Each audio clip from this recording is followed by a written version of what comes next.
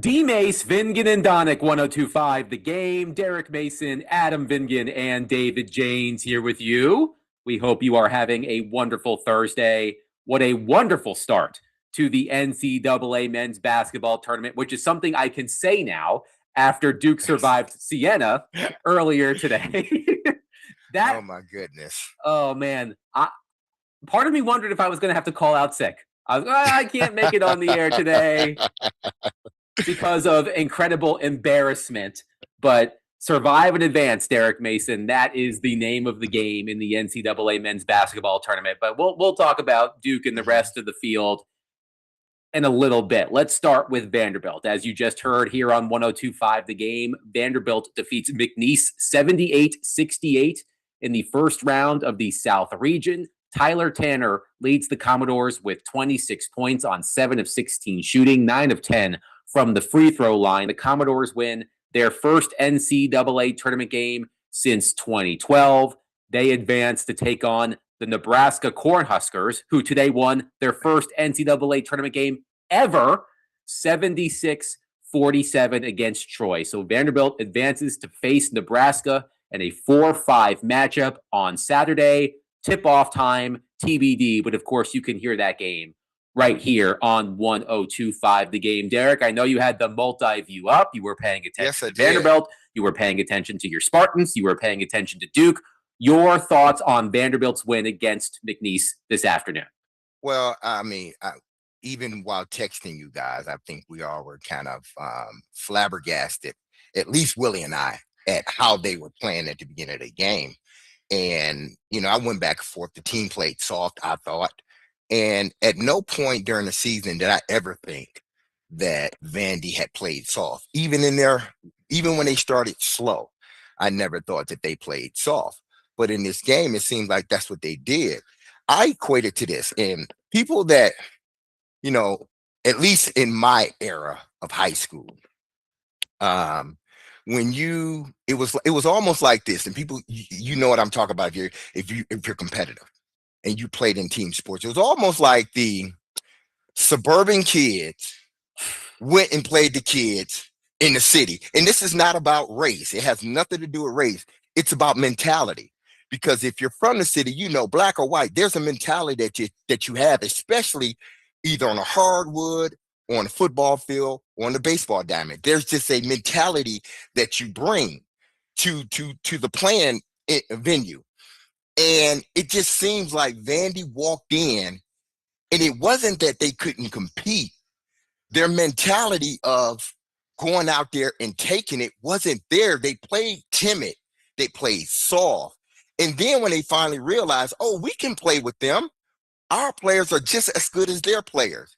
Then they started to pick it up. It had everything to do with mentality. That's why I said, you don't take offense to this if you grew up in the era where, hey, listen, basketball, football, baseball, whatever, it was played different in the city. It has nothing to do with the color of your skin. It has to do everything with a mentality. And then you have kids that don't understand that mentality. They come in, and it's almost like they're intimidated. Not that they can't compete, but it's like these guys it seems like they're much stronger and bigger than us. And then once you get into the flow of the game, it's like, okay, we can't play with these dudes. We are more talented than they are. And once they got over that mental hurdle, because it was evident to me, at least to me, because I had never seen a Vanderbilt team play in that manner. And they played some tough teams coming out of the SEC. They went into that game. It was almost as if the first 7 or 8 minutes, they were intimidated, and they finally got over it. So I'm happy for Vandy, but they can't allow that to happen moving forward. They're not going to face another team like McNeese. The last team they faced like McNeese was Memphis, and they had the same trouble with Memphis, this helter-skelter type of basketball up and down the court. That first half of the Memphis game, they struggled. Even though they went into the half with a lead, they still struggled. And that was a dogfight. They went into overtime. And this game played in that exact manner. McNeese jumped out to a 16-5 lead around 5 minutes into the game. And the one thing, Derek, that we hammered home as we previewed this game this week, McNeese, one of the best teams, if not the best team in the country in the tournament, at least, in forcing turnovers. And that got to Vanderbilt at the beginning of this game. The Commodores were sloppy, and McNeese took advantage. But as you said, Vanderbilt settled into the game, took better care of the ball, and the Commodores were ultimately able to prevail. So we will break this game down more in depth tomorrow when we have more time and we have Willie Donick along with us. Willie preparing for the Predators broadcast, a huge game for the Predators tonight at Bridgestone Arena against the Seattle Kraken. Puck drop at 7, pregame at 6, right here on 102.5 The Game. And we'll also get more in depth about the upcoming matchup, Vanderbilt versus Nebraska. The Cornhuskers defeated Troy 76-47 earlier today. As I mentioned, the Cornhuskers' first tournament win in school history. Price Sanford, 23 points on 7 of 12 shooting from 3. So Nebraska, I picked Troy to upset Nebraska yesterday. I did not get that. By the way, congratulations to David James for nailing one of his upset picks. The High Point Panthers, 83-82 against Wisconsin. And this is what March is all about. Chase Johnston, who hit the game-winning shot for High Point, had attempted 4 shots inside the arc all season long, and he was 0 of 4. That was his first made 2-point basket all season long. And High Point defeats Wisconsin 83-82. Your Spartans, Derek, are in full control of North Dakota State. They are leading 76-59 with roughly 5.5 minutes left. Arkansas, 83-63 up against Hawaii. And then the games that have gone final today as well. Louisville survives South Florida 83-79. TCU 66, Ohio State 64, and a crazy game to start today. That was a good game. And I would like to do, if I may, a dramatic reading of a text exchange between my wife Bridget and her sister Mary. My wife made the correct decision to leave the house while Duke was playing Siena. She made the correct decision because she had to go pick up our son from school. So this is a dramatic reading of the text message exchange between my wife and my sister-in-law. Bridget, is Adam okay? Duke is losing. He's probably pacing. Mary, my sister-in-law, I hear no pacing. My wife, gritted teeth emoji, squiggly eyes emoji. Mary, JK, he was pacing outside. Were you pacing outside? You're damn right I was. I just want to see the what from the your neighbor's point of view. I want to see that. Recorded it. I want to see. I'm sure if my neighbors can grant us access to their Ring cameras, you would just see me going up and down the block, which is what I was doing in the second half. Duke literally survives 71-65. The Blue Devils would have been the third team in NCAA tournament history to lose as a 1 seed. But the stat of the day, Duke, the first ever number 1 seed in the tournament, not number 1 overall, just number 1 seed in the tournament, to trail by double digits to a 16 seed at halftime. Siena led 43-32. Duke outscored Siena 39-22 because Siena, and you tell me what you think about this, Derek Mason. I don't know much about Siena. Me either. They did not make a substitution until there was 10 seconds left in the game, and I think it was because they didn't want one of their starters to potentially foul out. They played their starting lineup the entire game, and I think it caught up to Siena, which shot 8 of 34 in the second half. But the same thing happened to McNeese State. Their coach, even in one of the timeouts, they came back and they were mentioning that the coach was really adamant about them using their legs in their jump shots because of the way they play basketball. They help the skelter type of basketball, up and down, always pressing. Late in the games, it's almost like a war of attrition. And I think some of that was affecting McNeese toward the end of the game because they missed a lot of easy ones at the basket. They missed a lot of 3-pointers. And the same thing happened to Siena. Toward the end of the game, the second half, they just wore out, and the better team ended up winning. And Derek, you as a professional athlete and a collegiate athlete for a long time, you did many post-game interviews. You may have done a halftime interview or two. Malik Brown, who is Duke's ace sixth man, who is starting in place of the injured Patrick Gungba, did a halftime interview with Tracy Wolfson, where he said aloud, yeah, we thought this was going to be a cakewalk. Under no circumstances do you ever admit that. Even if you believe it in your heart, you never say it out loud. And I haven't watched John Shire's news conference. I hope somebody asked him about that, because you know this full well, That's Derek. a Cardinal you never sin. say it. You never say that. You can think it. You can never, ever say it. You can't say it. You can say it in a locker room when it's just you and the coaches. And the coaches sometimes said, we thought this was going to be a cakewalk and it wasn't. This team tested us. We can't come out like that. That can be said within the combines of the locker room when it's just the players and the coaches. But you cannot definitely go on air and say something like that. That's a cardinal sin. You just don't do it. Like you said, whether you thought it or everybody thought it going into the game, you can't say it. We thought it was going to be a cakewalk going into this game, so now we know what it is, so we just have to respond back. That was the comment from Malik Brown, who's a great player, great defensive player, but you can't say that out loud, man. That's a rookie mistake from a seasoned player. But Duke survives.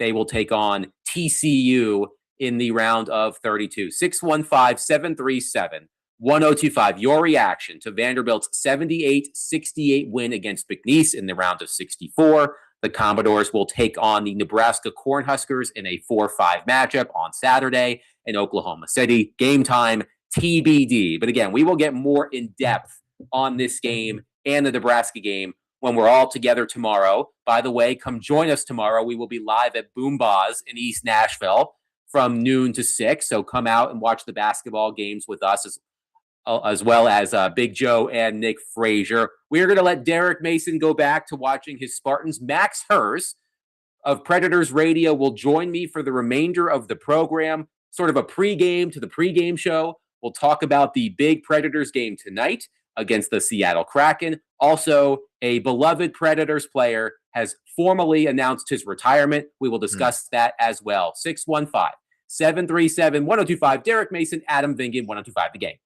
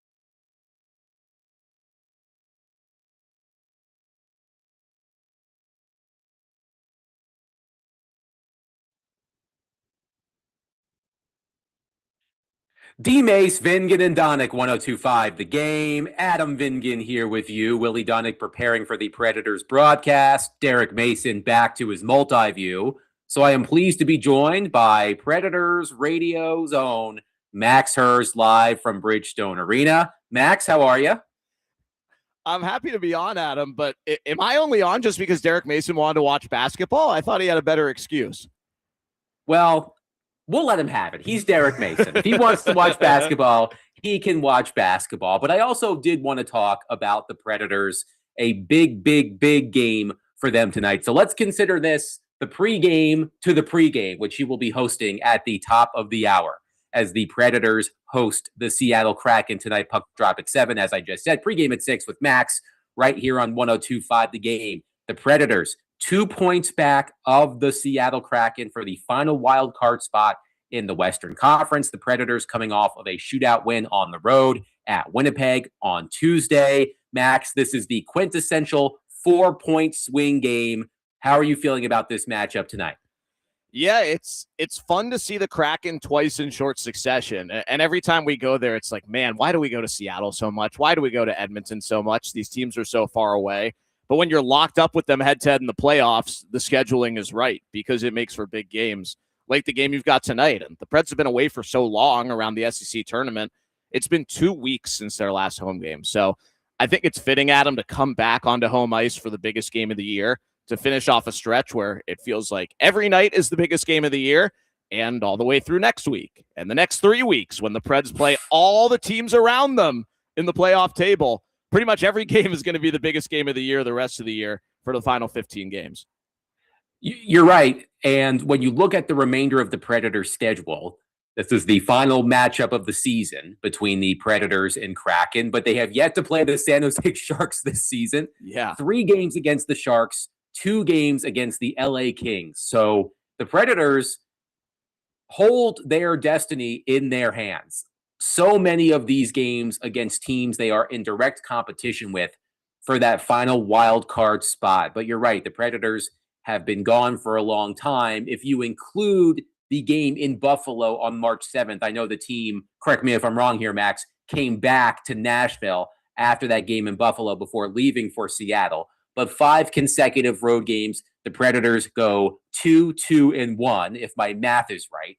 And one of the biggest stories, I think, Max, of this recent stretch is Matthew Wood. Matthew Wood, 5 goals in his past 6 games. Some really fun stats from the NHL Stats and Information Department. Matthew Wood, when he scored against Winnipeg on Tuesday, became the 3rd fastest skater to score his first 15 goals with Nashville, following Tanner Jeannot at 48 games and Philip Forsberg at 52 games. It took Matthew Wood 62 career games. His goal was also the 500th goal scored by an NHL rookie this season. But the thing that stands out to me, Max, is Matthew Wood has been playing center. He's been getting opportunities with some of the top wingers on the team, Philip Forsberg, Jonathan Marchessault.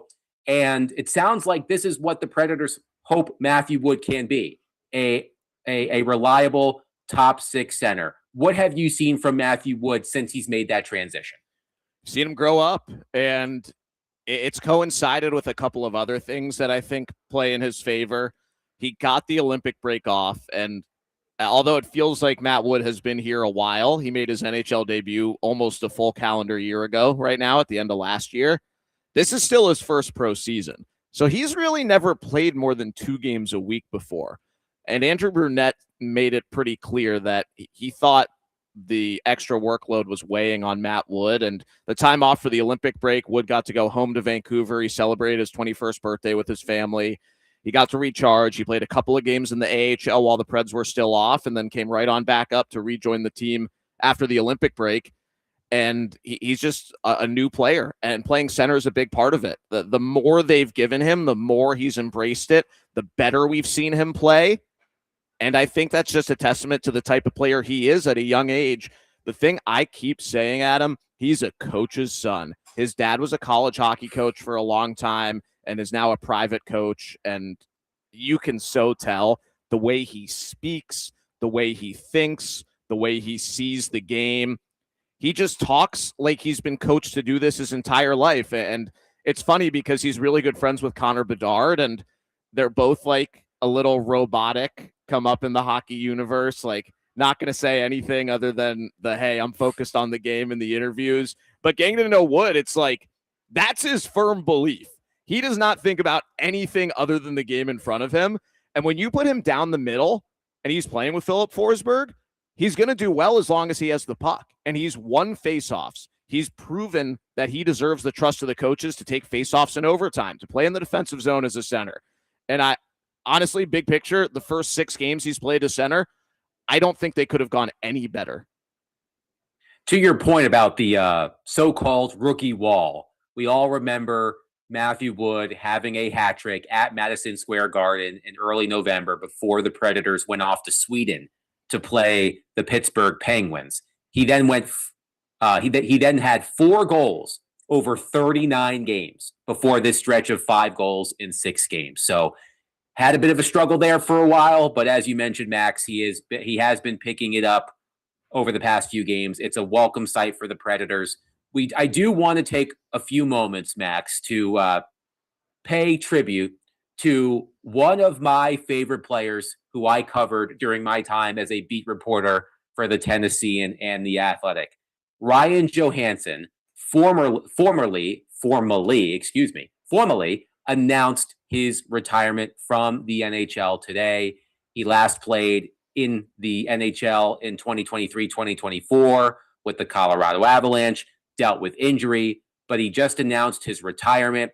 One of my favorite players, with a big personality, and I think one of the greatest what-ifs in Predators history, Max. What if Ryan Johansson hadn't been injured severely during the Predators' trip to the Stanley Cup final? Yeah. What could have been, because he was playing so well. But Ryan Johansson, as I have already said multiple times, great guy, one of my favorite players to cover. Congratulations to Ryan Johansson on officially announcing his retirement. Yeah, and it's an appropriate day to think about those what ifs already, even before Johansson's announcement, because the Kraken's third string goalie is Matt Murray from the Penguins, who has dealt with a ton of injuries himself. But seeing him here at morning skate today, like, it just makes you think about 2017 and how much the Preds were missing in the Cup final and how they probably could have and should have won the series anyway with how close it was and the goals that got taken away from them. So, yeah, we got Ryan Johansson retiring formally today. Colton Sissons will make his return to Nashville as a visitor for the first time on Saturday in the next game against the Knights. So it's nostalgia lane here. And I got to know Ryan Johansson. My first year traveling with the team was his last season with the Preds. And I was around for a bit when you were covering the team when I was an intern and working for 102.5 and off-air roles and things like that.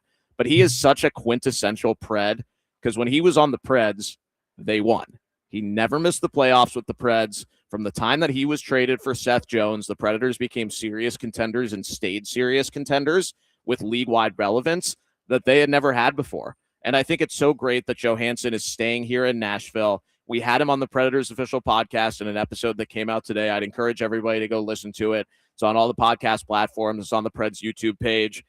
And he is the absolute best. He is so great. He's just so happy with where he's at right now. He's at peace with his decision. He's at peace with the Preds, even though he didn't finish his career here. He lives here in Nashville. He's married. He has a 3-month-old son, and he's going to be at a couple games too. He said he's going to be here on Saturday to help welcome Colton Sissons back, one of his great friends and fellow Vancouver to Nashville guy.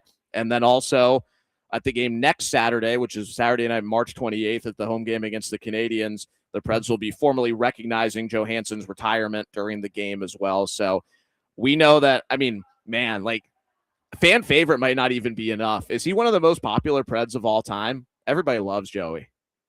He's got to be up there.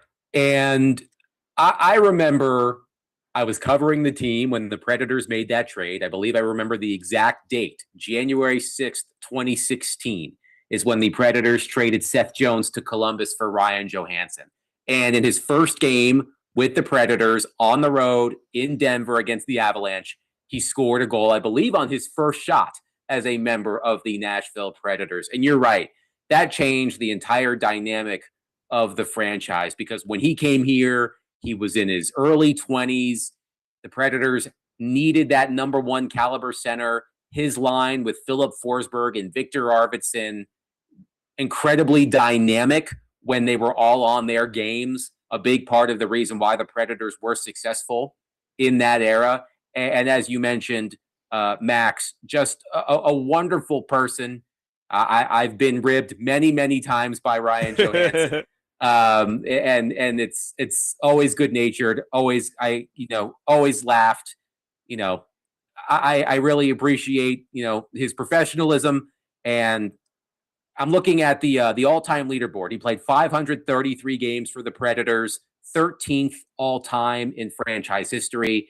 He had for his career 384 points in 533 games, 117 goals, 267 assists. So congratulations to Ryan Johansson. I'm glad to hear that he's married and has a little one. That's crazy. That's crazy to think about. There might have been a time when I knew Ryan Johansson early in his Predators career where I'm like, I'm not sure this guy's ready for children. So I'm glad that he's doing well and has a family. I really hope to run into him. Just a stand-up guy. I know that a lot of Predators fans love Ryan Johansson. So congratulations to Johansson on calling it a career. He ended up playing 905 career games in the NHL with the Blue Jackets, Predators, and Colorado Avalanche. 615-737-1025.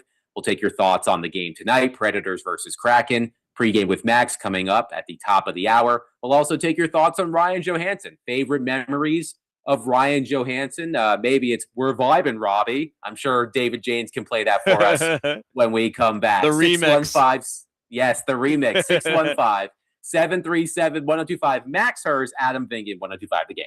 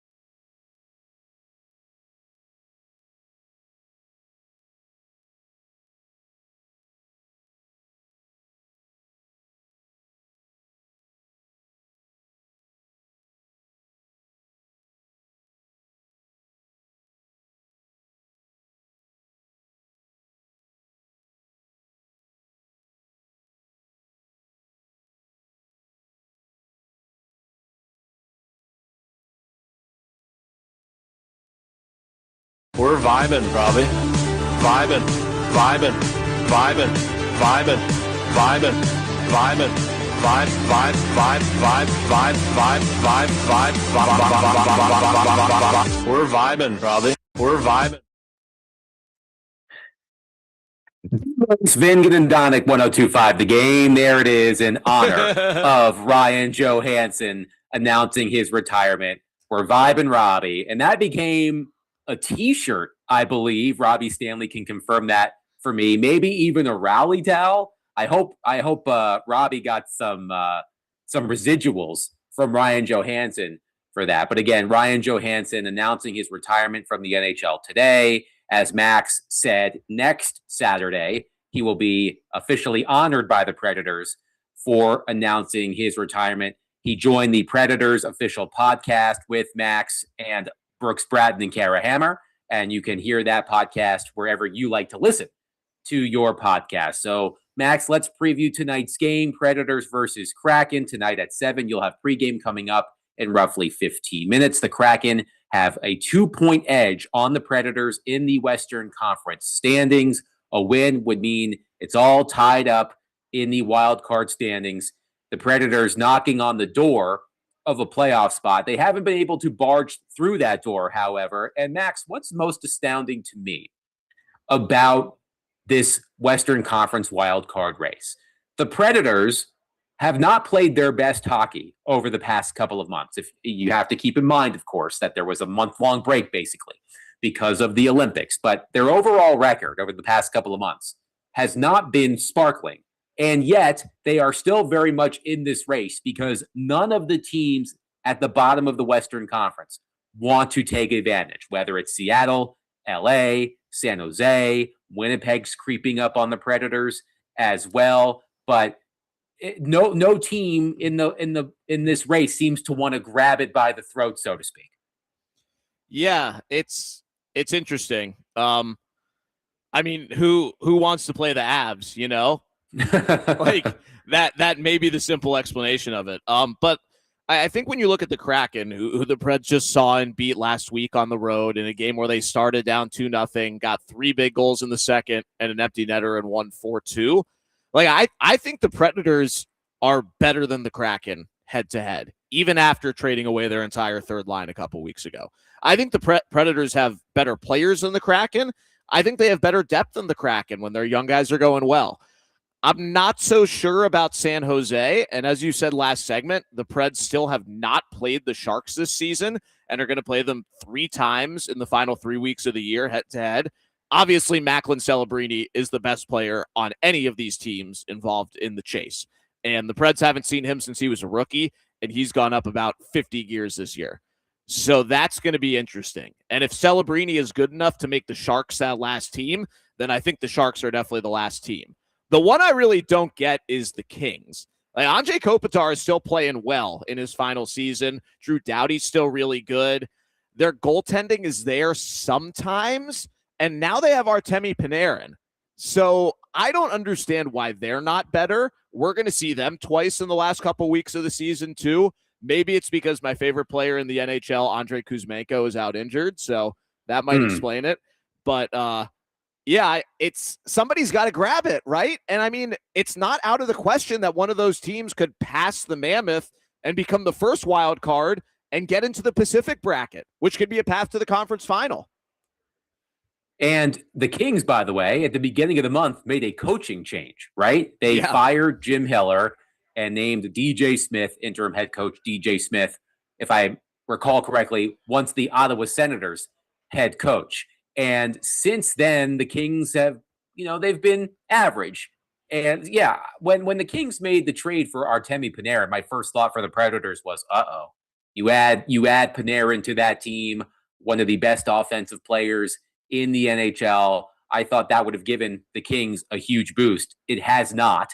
So the standings as of now, Seattle holds that final spot at 71 points. The Kings right behind the Kraken at 71 points. The Sharks at 70. The Predators at 69. By the way, Max, since the Predators last saw the Kraken, they are 2-2. They lost 5-1 to the Avalanche, defeated the Canucks 5-2, defeated the Panthers 6-2, and the Kraken are coming off of a 6-2 loss to the Tampa Bay Lightning before traveling to Nashville to start a huge road trip. Yeah. Nashville, Columbus, Florida, Tampa Bay, Buffalo, and Edmonton. So Seattle sort of in the position the Predators were in the last couple of weeks on a make or break road trip.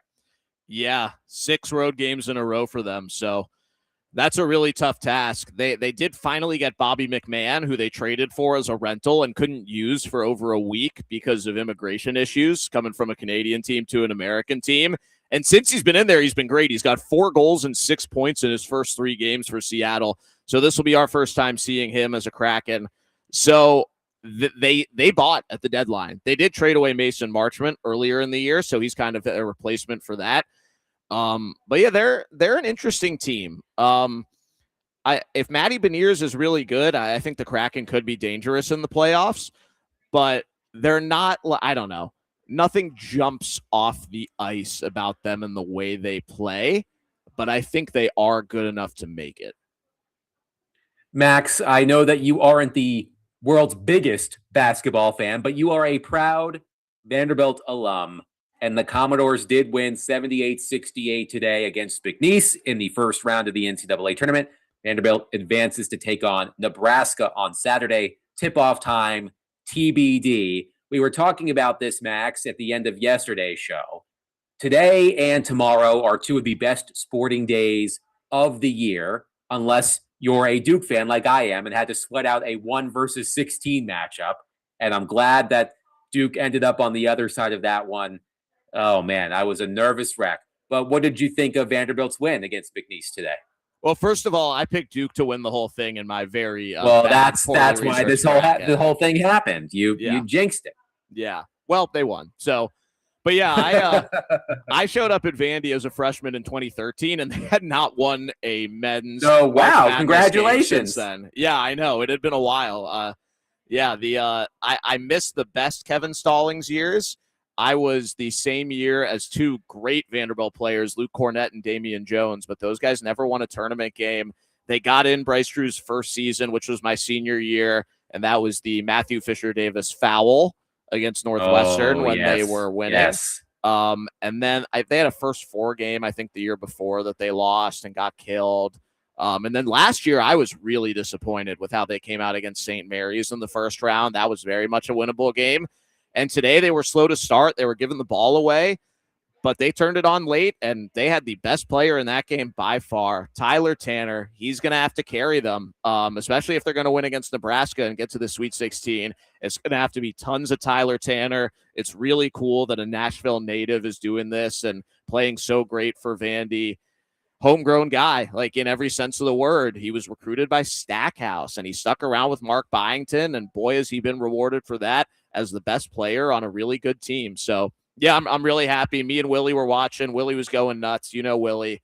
He's never satisfied until the final buzzer sounds. So, even up 8 with 20 seconds left, he was still worried. But I told him, Willie, it's going to be okay. They're going to win. And they did. That's Coach Willie. And I thought that I had locked Coach Willie in a chest and dumped that chest into the bottom of the ocean after Vanderbilt beat Tennessee in Knoxville in football earlier this season. But Coach Willie remains alive and well. He always finds a way. He always does. Yes, Coach Willie is like Harry Houdini. He'll find a way out. Vanderbilt advances to take on Nebraska on Saturday in Oklahoma City. Tip-off time, TBD. We should be getting that probably sometime tonight. The other confirmed second-round matchups so far today, TCU versus Duke on Saturday, Louisville versus Derek Mason's Michigan State Spartans, and High Point, an upset win against Wisconsin, taking on Darius Acuff and 4th-seeded Arkansas. Those are your 4 confirmed second-round matchups so far in the NCAA tournament. Again, we will dive more deeply into Vanderbilt's win and the matchup against Nebraska tomorrow when Willie, Derek, and I are all at Boom Baz in East Nashville. Come out and hang out with us, watch the games. It's supposed to be a beautiful day. We'll all be happy because Vanderbilt won, and for me, Duke won. Everybody else is upset because Duke didn't get blown out by Siena, but I will take my moral victory. Max, before we hand over the reins to you, to handle Predators pregame? Any lineup notes for the Predators tonight against the Kraken? They didn't show much this morning. It does look the same. Adam Wilsby was out there for morning skate today, which was nice to see. I would not expect him to play tonight. I think there is a chance, but I don't think tonight would be the night for Wilsby. So I think they'll stick with what they've had, even though the D pairs have been basically everybody pick a partner and go at it since Nick Blankenburg was traded. They have not had steady partnerships, but I actually think it's worked really well. And a big part of it is because Ryan Ufko has shown a lot of upside. Will UC Saros be in net tonight for the Predators? I think so.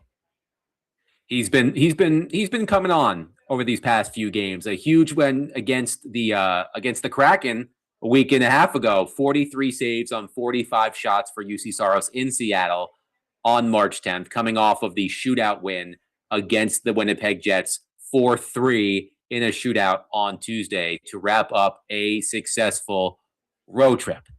I am still coming down, Max, after having to stress pace, stress eat, stress whatever. This is what March is all about, but it wasn't very enjoyable for me today. But survive and advance. That is the name of the game in the NCAA tournament. That will do it for us today. Max has you from here for Predators pregame, Predators versus Kraken. Puck drop at 7 right here on 102.5 The Game. Willie, Derek, and I will be live at Boombas, in East Nashville tomorrow from 3 to 6. You can also join Big Joe and Nick Frazier from 12 to 3 at Boombas in East Nashville. Come out and hang out with us on a beautiful day. On behalf of my friend Derek Mason, be loved, love on your people. Have a wonderful rest of your Thursday. We'll talk to you tomorrow at 3. Peace.